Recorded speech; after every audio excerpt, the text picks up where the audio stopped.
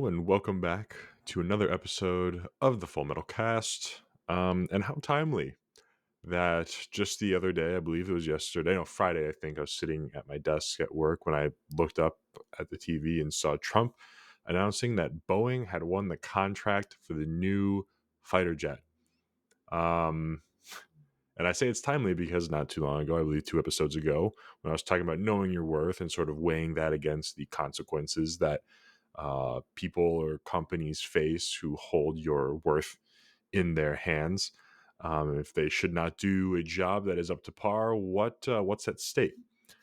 And so, while Boeing is still very much in a legal fight for their part in planes falling out of the sky due to being built incorrectly, due to the QC not being correct, et cetera, et cetera.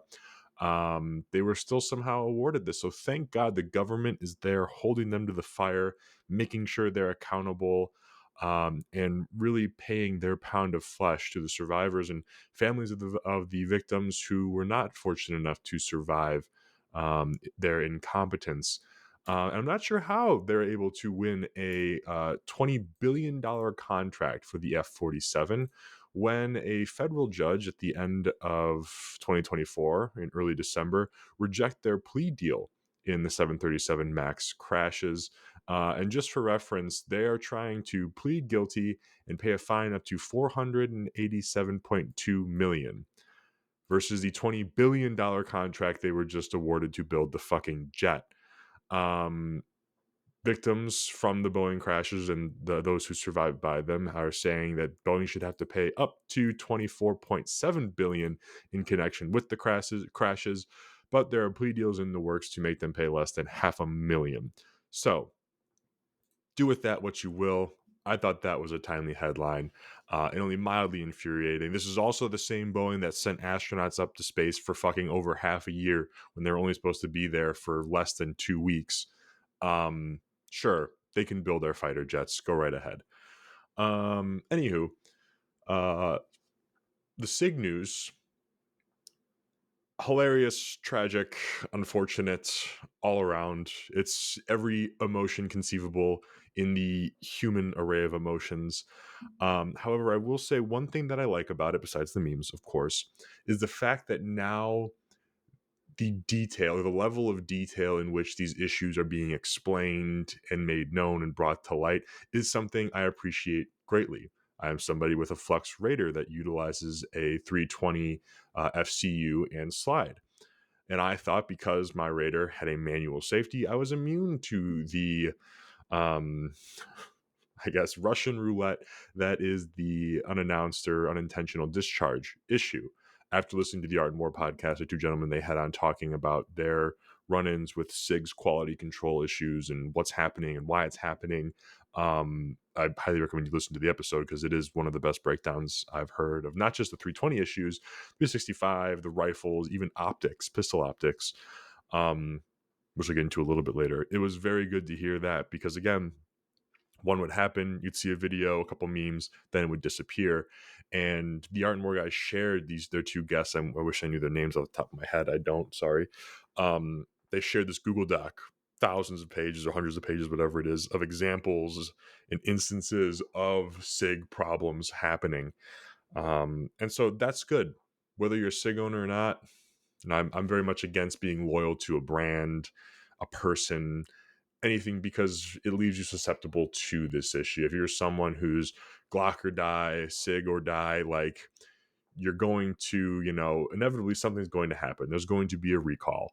And that just is a numbers game. The more business you do, the more prone, eventually something's going to come along where it's going to be a large issue. Every company ends up having recalls. Again, I guess it sort of goes back to knowing your worth. But at the end of the day, you got to look at the history of, the brand and understand, whether it's quality or not. This goes back to the discussion on quality tactical gear and how difficult it has become to decipher what's Chinesium shit, what's just shit, I guess, regardless of whatever country it's made in, because there's plenty of American shit. Slightly hinting at SIG maybe now contributing to that. And what's good quality gear, right? Like we know that Hollow Sun, while Chinese and while affordable than most other brands, is pretty tried and true in their red dot category, right? But how many times have you, for just using this as an example, because I've done this. When I'm building like a range toy or a platform, I want to test out whether it's viable or not, and I just need to throw like a cheap red dot on it. How many times have you opted to go with like a Sig Romeo versus a Hollow Sun? Right, I've done that on several occasions, just because I was like, "Oh, American brand, I'm going to trust that anyways." When really, it seems to be like it's being made in India. And I know the Romeo red dots weren't really listed. Maybe they were in that large Google Doc, but it seems to be more so the pistol red dots that were failing and having problems with the battery cap and just dying at random, unrelated to the battery, just sort of giving out. But I've foregone, maybe going with a better quality option that happened to be Hollow Sun because, America, rah, rah, better quality, all around, when that's simply just not the case. And I think what happened to Sig is, I think, natural progression of a company that makes its bank or really relies on government contracts. Glock may be an exception. Again, this I'm not trying to be brand loyal here, but I haven't heard of the widespread issues that Sig is having across the Glock line. And this just goes to, like, looking into the history, the track record, whatnot of the company. But Sig really leaning in to the government contracts, being cheaper, which is why many, at least police departments, from the stories I've read of cops, writing in and saying our 320s have done this, and the department's just too cheap to switch to Glock. By focusing on winning government contracts by undercutting the other bidders, they probably had to save that money elsewhere. And so they cut corners, being produced in India, not QCing, not research and developing as much as they should. In the example of the spears, just being able to bend the rifles and the handguards out of place with, 10 to 15 pounds of force, and them not returning back once you're done applying said force, is a pretty telltale sign that this is a company that's more interested in bottom line than making sure that the tools they're issuing are up to snuff and work. Um, so that's my thought on the SIG issue. Whether you're a carrier or not, maybe if you're familiar with your weapon, and you fired it enough, you know, you probably know whether you're in the 2% of problem guns or not. But something to consider. I know I'm still going to carry my Raider. Um, I haven't owned it long enough and shot with it long enough to trust one in the chamber, though. I think that's just me. Again, it's not something that I'm carrying in my pants, like on my waistline every day. It's more of a backpack gun, but still, without really jostling it around in a safe environment with one in the pipe, I'm not sure that's a gamble that I want to take with it. So that's just me. Again, don't I'm not here to tell you what to do. That's never my interest. I'm just here to tell you what I think. But yeah, I think that was very telling and very interesting. And I think SIG's response, even more so, in that they just decided to say they're the most political response I may have ever seen in the world. And I think they're counting on, and it's not outside the realm of possibility. They're counting on people to just forget about this and have it blow over like any political, headline or like a thing that happens, right? Politician says something insane. There's an outrage in the media cycle for, 24, 48 hours, maybe, well, definitely less than a week. And then it disappears. And I think that's exactly what they're hoping to happen. And then here's where the sort of internet less serious side of gun culture comes into play, right? Those memes, the Reddit threads, that sort of subculture, if you will help to hopefully perpetuate and keep that story alive and going and growing, so that people getting interested and looking into, maybe buying their first firearm are aware of the risk and are aware of the background of the 320, especially, and this may be a coincidence, I don't believe in that though, that now PSA is now showing specials and sales on 320 kits with mags and cases and whatnot. I can subscribe to their email sort of sales and deals newsletter that come out like daily. I get like 2 or 3 a day of things that are popping up on the daily sales, and I've seen 320s on there like all week now. And I just had a friend who bought his first, oh, excuse me, let's hit the mic, his first handgun happened to be a Glock 19 MOS. Um, and he was asking me questions about what I should get. I told him I carry Glock personally. I haven't shot anything long enough in, the carry sort of spectrum to really recommend you anything. I can just tell you from my experience, I'm comfortable. I like the Glock the most, pretty tried and true, but do what you wish. So I sort of helped him decide among the Glock line that, like, which one may be best for now and down the road. And the MOS is what he landed on for the price point that he was able to get at a local range. But again, if I turn him on to PSA as like a great starting sort of, beginner site to find, handguns and rifles and components for an affordable price, he may get a daily deal and see, oh, wow, that 320 comes with 5 mags, a case and everything. It's a cool looking gun. Let's do it. Let's send that. And then he's completely unaware of this issue. And maybe he's one of the unlucky 2% that end up with a bad 320. He ends up shooting his dick off, or not as bad, obviously. He then goes to the range, or he gets his buddies, tells him he got a 320, and then he's immediately shamed into oblivion, and then he's turned off from the culture. He wants to get rid of the gun. It's just one of those things, right? And so it's hard enough, back to the original point, to tell what's shit and what's not. And it's sort of like cars in that sense, right? You can do all the research in the world about a car, and if it's a newer car, there's may not be enough of like a track record or a history. You buy it, it's a gamble, and then a mass recall. I think the Ford Broncos are probably a great example of that recently. You couldn't buy one with the hardtop when they came out for, I think, at least a year, maybe two, because they leaked. You only buy soft top Broncos for a while. Then I think even after they solved that, there was a couple other recalls that happened. One I do remember, cylinders literally crack at a very low mileage number. So the Broncos came out as total time bombs. But even when you're buying a car, like a used car, for example, I bought a 2017 Subaru, and that's still pretty new. But when I bought a 2014, when I bought my Wrangler, 2014 Wrangler, there are so many Reddit threads, so many old sort of JK Wrangler forums that you can go to reading about any number of problems, right? And it's hard to decipher whether it's like a systemic issue, whether it's a one off with this guy making the post. My point is, there's a lot of information out there, and it's even harder to sort through and find viable sources of truth when you're doing your research on anything: politicians, cars, what airline is most likely to get you to your destination without crashing in a giant fireball the most. Um, but it's still important to do that research. I think just the more things out there muddying the water, like Sig's position and people who occupy Sig's position, makes the culture much harder to approach.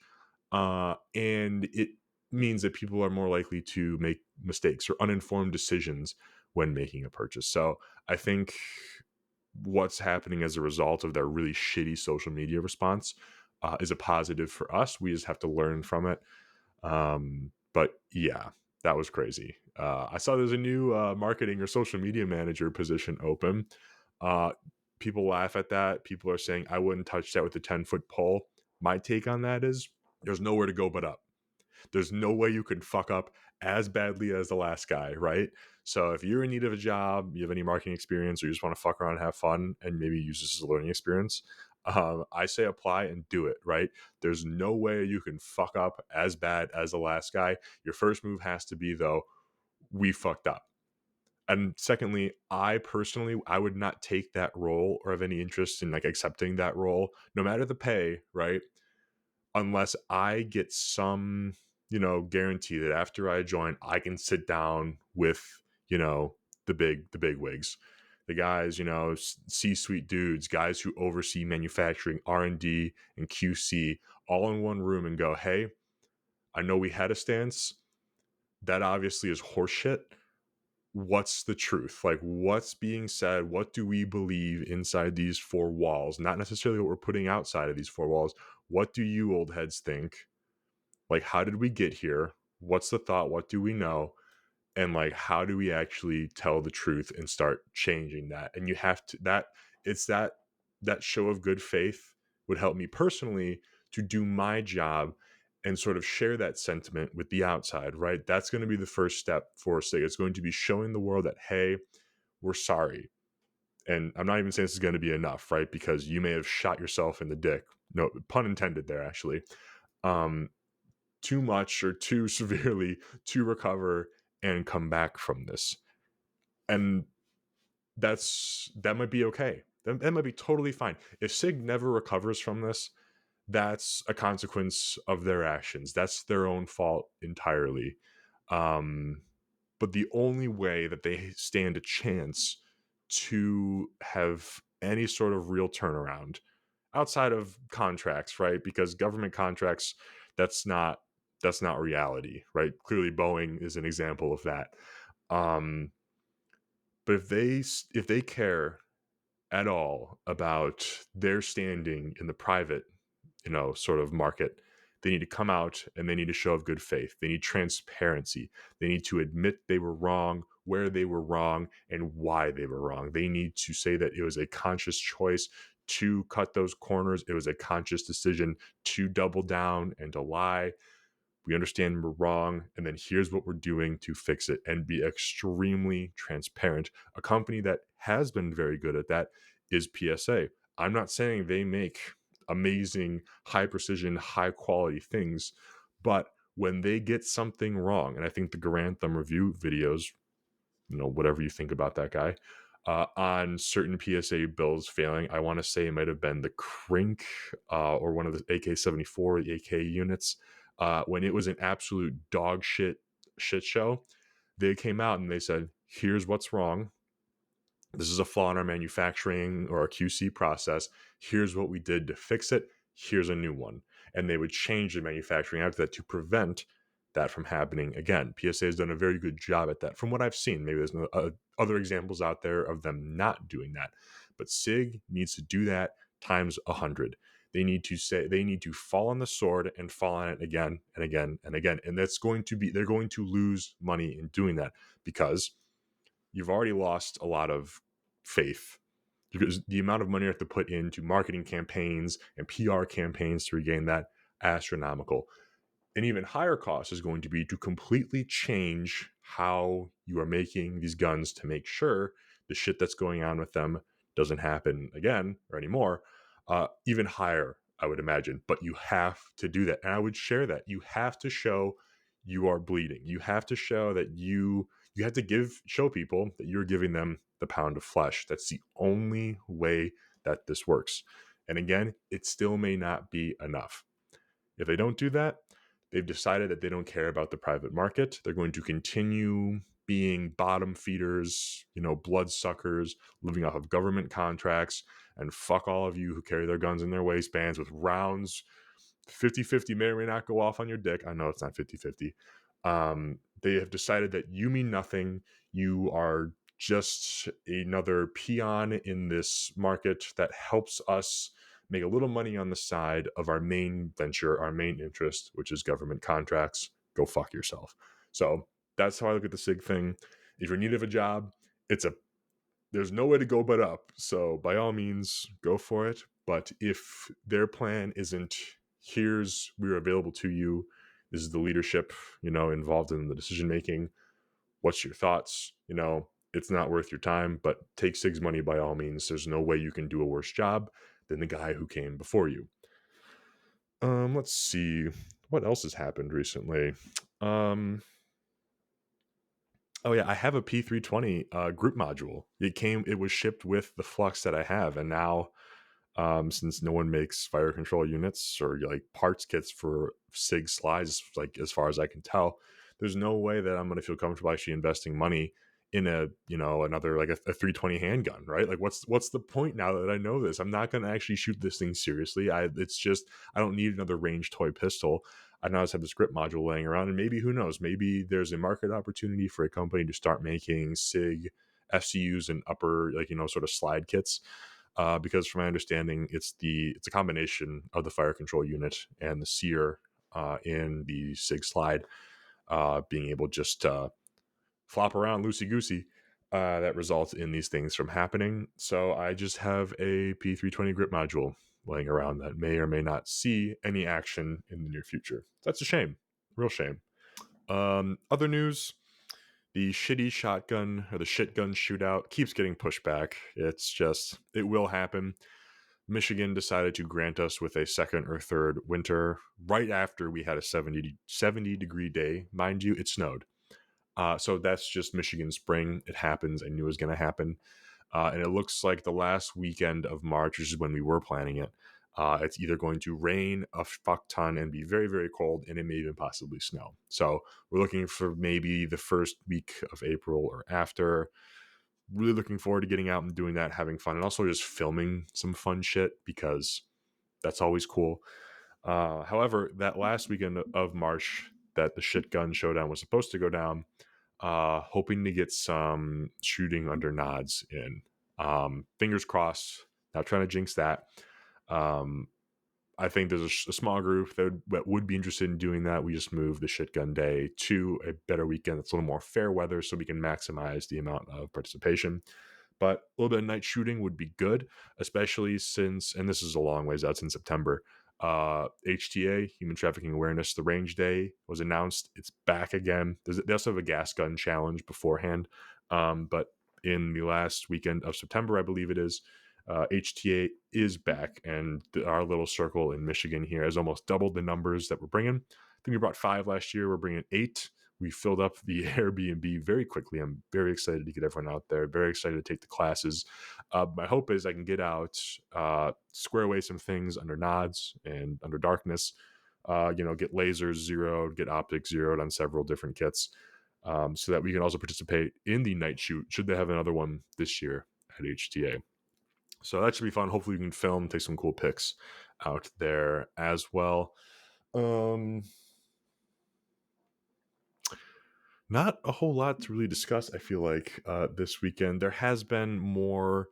I keep seeing, there's always YouTube grifters and, Twitter accounts that are always like, suppressors are no longer going to be NFA items, and the White House keeps, tweeting all this great pro 2A stuff without any actions being taken.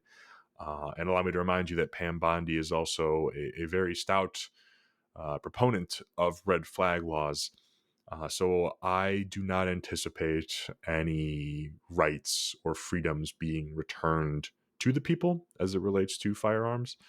Um, if they don't touch rights, I don't count that as a win. I do count that as a loss, because those are rights that belong to us. They're not to be withheld, or it's not the government's right to dictate whether or not we have the right to do X, Y, or Z, especially as it relates to our means of protection.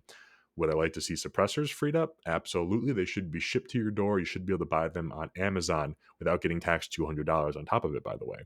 But it is in the government's interest. It is their sole directive to make money and expand their reach. That is the government, that is the machine's main drive, that is their main programming. So I don't think it really matters whether or not there's a handful of people in there who, let's pretend that they do truly believe that they're ready to give back to the people. And again, where's my check from Doge for all the money saved? Waiting on that to happen. Because nothing's been given back to us yet. The only wins that have really happened are wins that allow you to go back to your aunt or your friend on Twitter and dunk on them for political views. It's no different than just bashing, your rival team, like the fan of a rival team. That's all that it is. You have been given nothing back. In fact, again, mind you, if you look at the stock market lately, it's not going great, from an economic perspective. And for someone who's watching week over week, the number continually dive into the red. Not thrilled, not super happy. But on that note, I spent time after the gym yesterday. I was talking to a couple of older guys, rather, a little disrespectful. One of them is retired. One of them is actively in the auto sort of manufacturing or auto supplier world. And the retired individual was as well before he retired. These are both very openly pro-Trump guys. They like him. However, tone has shifted a little bit as it relates to the tariffs. And obviously that impacts the individual's line of work who's actively working. And the other can obviously empathize with that as well and understand that it's not well guided, for lack of a better term I can think of right now. All of the manufacturers that they work with are getting hammered by this. They're not really sure how it's supposed to go. And oh, by the way, all these tariffs that are being flaunted on steel and other, I forget what the other manufacturing component was, that's about to be tariffed at 25% on top of steel. It was designed to hurt China. However, all of our steel comes from Canada and Mexico, I do believe, according to one of them. we're hardly getting any steel from China. So that's not necessarily hurting China, which is what it was aimed at originally. Um, Again, I'm not going to pretend to know enough about economics to understand whether or not the tariffs are working or they're going to work. I am a believer that if you're going to change things drastically, there is going to be an adjustment period that's really going to suck no matter what. And that suck is only going to grow exponentially, or the heft of the suck is only going to grow exponentially in relation to how long things have been sort of in place. So government's been, doing things for X number of years, obviously a very long time. One person comes in trying to completely undo that for, in a very short period, the amount of suck felt is going to be, very high. That's your economic lesson for the day. Um, One interesting theory, not necessarily it was a theory, and it was also an interesting perspective on one of the moves that was made by Trump. I'm not saying I agree with it or disagree with it. It was a perspective and an insight into one of these economic moves that I had not considered or heard of before. I guess Trump had said that we are going to fine, every Chinese ship that comes into our ports or a certain port on the West Coast, 1 point something million dollars for every ship. And the reason, and I guess the theory goes behind this move, is that there has been a net outflow of dollars from this country for decades, for X number of years, and that money is not coming back. Part of the reason, and a main contributing factor to that, is that China is holding US dollars despite joining the BRICS countries and trying to stand up a different currency that is a standard currency outside of the US dollars while trashing the US and talking shit and trying to destabilize the US. They understand the economic value of the US dollar currently.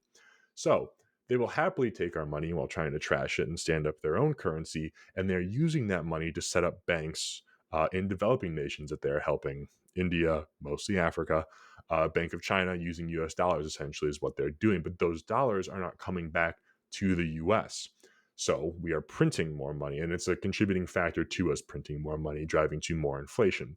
So, yes, it's no surprise that we have felt inflation due to the misguided, but I truly do believe just straight up ignorance of politicians, not knowing what's best for you. And again, they never got into the job to do what's best for you. They got into that job to do what's best for them and make themselves an absolute insane amount of money, which is more than you will ever see or hold into your life.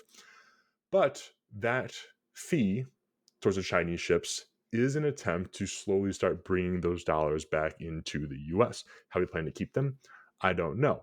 But that fee gets tacked on top of the tariffs. And the tariffs on any goods are always going to be passed down to us, the customer, to the consumer. So that's great. I now have to suffer under the inflation that was a direct result of the action of incompetent and selfish, greedy politicians. And then I am now told, according to this theory, that in order to fix it, I have to now pay inflated prices on top of the already inflated prices because a certain politician's way of fixing it is this. Again, if you're going to change things, there's always going to be a suck period. I understand. But just that concept in a vacuum, again, I'm not agreeing with it. I'm not necessarily like, I don't have an opinion on whether or not it's right or wrong and how to fix it. The entire concept of it is so incredibly infuriating and frustrating. It's just one of those things. It's like this, how I didn't do anything to put myself into this situation. This problem that you have created, you being the politicians, has nothing to do with me. Why am I the one stuck with the bill twice over?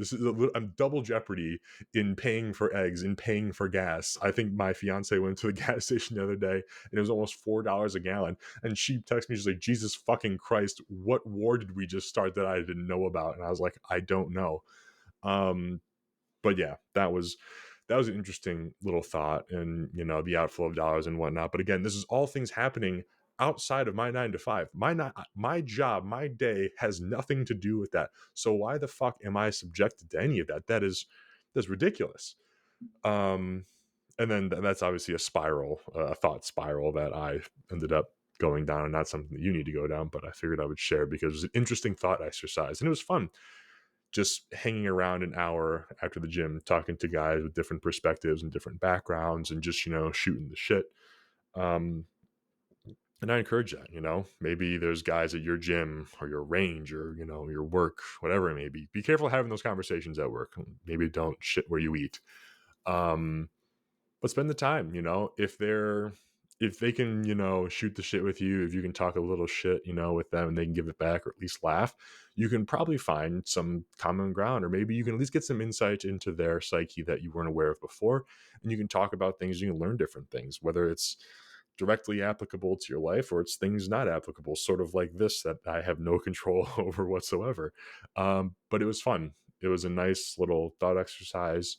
It was also great to not feel like, oh, I just got done with the gym. I got to race home. I got to shower. I got to clean. I got to do laundry. Like, it was just like, I'm just not going to have any sort of agenda today. I'm just going to relax. I'm going to talk to these two guys, just hear what they have to say about certain things, and, just sort of see where life takes me.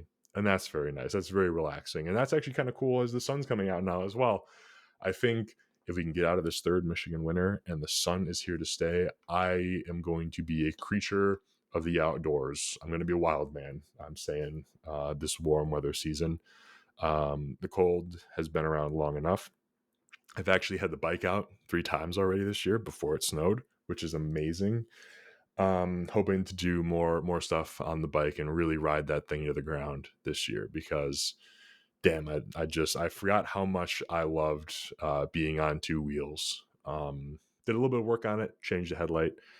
The WRX is again undergoing surgery. The entire front end is disassembled as I had the bumper repainted. And while it was off, I said, well, let's change every light on there as well. Headlights, fog lights, turn signals, all of those are getting replaced to like LEDs and different sort of styles. And what was supposed to be a nice little budget build is slowly turning into not that. Got some sweet wheels for it as well. That was a marketplace find all the way from Ohio. I found, ooh, what are they? I forgot what the brand was. But really cool, sort of it's like chameleon, like oil slick colored wheels. I'll find a picture of them and figure out what brand it is and whatnot. But I ended up scooping those for really cheap. So yeah, I'm looking forward. The Woodward weekends are already here, I will say. Being a Michigan native and having spent any time on the Woodward strip, sort of between Royal Oak and Birmingham, from Friday to Sunday, if the weather's even remotely nice, you're going to see just incredible, incredible cars and bikes out, and people just hanging out in parking lots. They will take over entire parking lots and just hang out and just shoot the shit with each other, talk about, their passions. And that's super cool. And if you just drive up and down, you can hear people flying up and down their cars and their bikes, but just seeing the sheer number of people partaking in the act of just watching cars go by together or looking at cars together in a parking lot is just I'm speechless every time I see it. I just smile and I laugh because it's a pure thing. The only thing that corrupts it are the fucking cops who think that they are protecting and serving by completely just, giving people tickets and kicking people out of lots. Now I get it. If you're acting like a dick, I still, it's in Woodward's history to drag race and burn out. Like that's the heritage of the road. But sure, you can make the argument that if you're burning out and you're being a dick and doing donuts, like you're sort of asking for it. But 9 out of 10 times, every time I've chilled in a lot and just walked it and looked at cars and talked to people and sat in their cars and understand their builds, that's not what's happening. These are just cops looking to make money by writing tickets for teens and young adults just hanging out in parking lots, celebrating a passion and a hobby on a road, by the way, that was meant just for that. But if you just that aside, um, just driving that road and seeing the passion and seeing people just partaking in it together, devoid of all the noise and the nonsense, the inflation, the politics, the wars, all the bullshit that's happening on your phone and outside of, your sphere of influence, and just watching that and taking part in that, it brings a smile to me every time I see it. Every week I see it. When the Dream Cruise comes around, even more so. I will shed a tear. It's so beautiful. Just looking at people just sharing in this display of humanity around their shared passion for this one thing. Every race, every sex, every gender, you name it. It's the most pure, amazing thing. And that right there gives me a tremendous amount of hope. I can bitch and moan and rant about the state of everything in the world, and I will do that one weekend. Just spend a little time outside, drive to Woodward, hang out. That will restore my faith in the world and humanity in a second. And it is the most beautiful thing. And I get it. If you're not into cars, it might not be your thing. That's totally fine. I get that. But it's not in from like, listen, I can sit out there and look at cars all day. That's one of my forms of autism. I can just watch cars go by all day and be completely satisfied. But it's the sharing in that passion together as a race of humanity, obviously, is the most beautiful, heartwarming, and just joyful thing I have ever experienced, and I experience on a regular basis. And the similar thing happened to me in this. I've told this story before, but after we had come out of COVID, I was in a hotel. I forgot where I was. I was at a wedding, and all the wedding parties getting ready. I was not in the party. I was just in the hotel room watching college football. This is again the first season of college football that was back after COVID had ended, and it was Wisconsin versus Penn State. Maybe it was Wisconsin versus somebody. Can't remember who. But going into the fourth quarter, Wisconsin, I guess, at their home games has a tradition where they play jump around, and the whole stadium just loses its fucking mind. Right? Obviously, couldn't happen during COVID, and we had empty stadiums with cardboard cutouts of people, which is insane. If there's ever a history book made that includes the COVID era or anything, if we're teaching our kids or the generation after about the COVID era, that needs to be shown. I need that I need to show people how retarded we were and how retarded officials and professionals and politicians were during that time, because holy shit, this is the first one back. Stadiums packed, all red again for Wisconsin, and they didn't cut away to commercial. I don't know if it was Fox or whatever network it was. They didn't cut away for a commercial. They showed it in its entirety. No commentary, just cranked up the crowd volume and the stadium volume, and they played the whole thing. And I cried. As insane as it was and as stupid as it sounds, I cried watching this stupid fucking thing, because similarly to what I see on Woodward every weekend, it was this massive mass display of humanity. There was nothing else in these people's hearts or minds than just enjoying this thing together as a group of people. And that will get me every time. I remember going to a concert again, the first concert I went to after COVID, similar thing. Just lost it. It's just that mass display of humanity gives me such a sense of pride and hope and joy. And I think seeking those things out and doing those things and just witnessing them will change you. It'll change your opinion on people, and you realize that we're not the problem.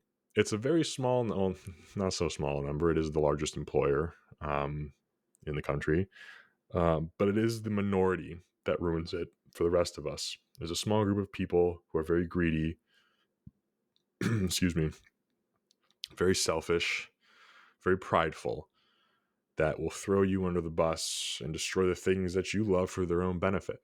It's not you or I, it's not brother and sister, right? It's the state versus everyone else.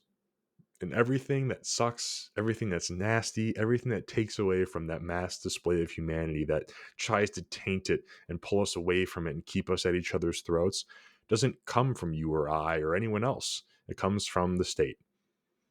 And that's just something to remind yourself, right? It's never going to be red versus blue. It's always the state versus you. And another quote, and that's probably an anti-state quote, and this will probably come from his page as well. I don't know why this popped into my head. It's probably because I just rambled off that one. But another little thought exercise here: if people can't be trusted with absolute freedom, how can we then trust people with absolute power and authority? If people are so corrupt to where they cannot be trusted to act and think and do whatever they want, on their own, how then can we trust those same corrupt and immoral beings with power that is absolute, that is infallible? There's a little thought exercise to end it on, I think. Not really a fun one. So, again, always sort of seek out those mass displays of humanity in ways, sharing that with other people, because it'll change you for the better. Truly, it will. Um, I have teased on the story that I'm going to be doing another run or pre-order of merch. I have the designs down. They're great designs. However, tariff-related or not, I don't know. The cost per item has been incredibly high to make these. So, if any of you have an apparel, or know of an apparel company or a contact that can help me out, looking to just make like black, ideally heavyweight, premium shirts, 2 to 3 colors being printed on each side for cheap, let me know, because I don't like charging people over, a certain amount that's reasonable for t-shirts and hoodies. I think that's sort of ridiculous and part of the problem that's going on in sort of the consumerism, social gun media, whatever it is. I don't want to do that. It's not my interest, make a killing off of t-shirts, but I have really cool designs and I want to share them and put them out for reasonable price. So I'm working on getting the cost down, but I have the designs already made. A couple slings, 1, 2, maybe even 3, if I have the material left, will be hitting the site as well in limited amounts. Again, Miami Tiger. They are adjustable slings. Um, and with that, I'll also have a limited patch run as well. I'm excited. I'm still waiting for them to come in though. Those will be available, not for pre-order. They will be first come, first serve. I will share those as soon as they come in. And so with the patches, the pre-orders for shirts and hoodies, and whatever's left of the slings, when those hit the site, we will also run another Benchmade giveaway. Every $5 spent will be an entry, and we'll also have an opportunity for a free entry as well. But with that, thanks for listening. Um, Hopefully, get this one out and edited before Monday. But until then, stay metal.